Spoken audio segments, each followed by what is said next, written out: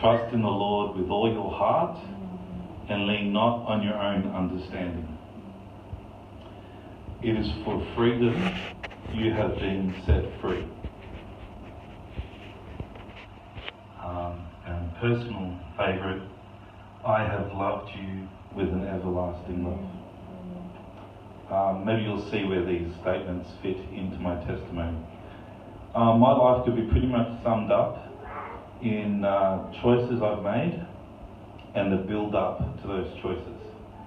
So at the time we have, let me touch on some of the major ones. When I was born into a migrant family in Perth, Western Australia. So, you know, the youngest of four, the son, finally, you know, after three daughters, very loved and cherished. But in our culture, they wait, you know, they work for the son, and it's a big deal. And so that was really nice. But then also when I stepped out of home, I was also treated very differently to that. So I was used to lots of different people, lots of different cultures, lots of different ways. I've always experienced God ever since I was a child. I remember having visions, seeing things in the spirit realm, but I didn't understand what it was. Had a lot of spiritual experiences, and that sort of thing. And I even remember being 9 years old and just having a real desire for God and really excited by the things of God. So we were brought up in a Catholic church, and all the symbolism and everything about the presence of God, and I was really excited about all that. So we had this whole spiritual side always there, and then there was also the fact that I was quite I guess I felt things deeply, and I was very kind of the child that's very aware of things.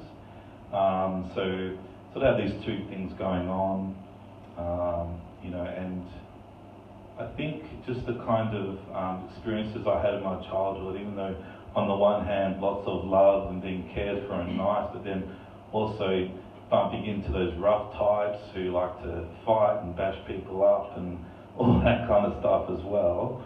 You sort of, I think I was a child who was on the one hand aware of a lot of love, but also aware of how people can literally had experiences where people were just mean to you for no reason at all, just wanting to attack you and hurt you. So that was pretty full on for a kid. So sort of I would have my guard up quite a bit as a child as well, sort of ready for attacks. Do you know what I mean? And then I was also really aware of God. And I think this kind of led me to be a bit unusual as a young teenager. And I sort of got very philosophical. I became very aware of sin in the world and the human condition. And I was a bit weird like that. So I was like reading philosophies, reading different religions, trying to find answers to, you know, to the big questions like sin and forgiveness and redemption and hope. And on the one hand, I was really searching, you know, so even though I played soccer and did all the things normal kids do, I was also in the library reading about philosophies, reading religions, trying to understand. And then I get exhausted of that and like go and party with all my friends. There's all these extremes going on. And, but I always had this real zeal for God, this hunger for God. And so this was all very exhausting, you know, while you're doing high school. And so I was doing like all the hardest subjects in high school as well, which was quite stressful. Yeah, so there was a lot going on. But all this pressure kind of led me into uni and into a situation where I realised I knew a lot about religion. I knew a lot about a lot of different philosophies in religion, but I realised I didn't really know God. That I'd never really paid much attention to my relationship with God. And that was a real revelation to me. I remember this one particular night at university where I thought I was so clever because I thought I'd really figured out something through all my reading of philosophies and all this kind of thing. And then I just happened to remember this verse in the Bible, and it literally said everything I thought I'd figured out myself. And the way that really hit me was it really humbled me and showed me that God knows me better than myself, and that He's way ahead of me, and that my understanding is so small. So that really humbled me and really made me realise my own foolishness in trying to build the truth that suited me, or to try and cater truth to suit me. And I think it was at that point I realised that I wanted a relationship with God. And if you're going to have a relationship with God, you need to trust God. And I realised I got to a point in my life where I didn't trust anybody, even myself. Okay? I didn't trust anybody. So I remember that moment, where I think I wrote like 6 essays in 2 weeks, and I was incredibly worn out. I also realised that I never gave God a chance. So I think from that moment I started to trust God, and there's a lot of funny things I did to demonstrate my trust to God. It's like I was building my trust. Like one funny story that comes to mind, which I think God mercifully backed, was I remember one time I was sitting there and I was saying, I'll do anything you want, God, I want to trust you, I love you, I want to get to know you. And I felt like God wanted me to go and knock on this guy's door, some random address, some random street, and tell him a message from God, right? And this terrified me. Okay, I didn't want to go. And like everything in me didn't want to go, but there was this fire inside of me that was saying, go. There was this fire against this fear, and then the fire broke through. And then I found myself knocking on this door, and this thug, bikey looking guy like opens the door, and I'm just like freaking out. And then that fire came through, and I was like, God got me to knock on your door to tell you that you are loved by Him and always will be. Yeah. And He looked at me like He could just blow him over like that, And you could see he was terrified. And he was just like, okay, and he kind of just backed away, and I kind of backed away, and he kind of closed the door.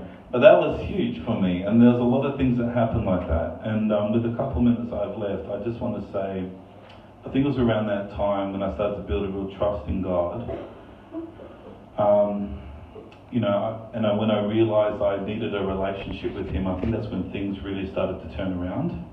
But it was maybe another 8 or 10 years where God had to train me out of legalism and putting my confidence in rules, and this is the way we go to church, that kind of thing, where everything's got to be about the rules and doing things right, or you're going to be in trouble, and sort of shifting that to it being about relationship and love and trust.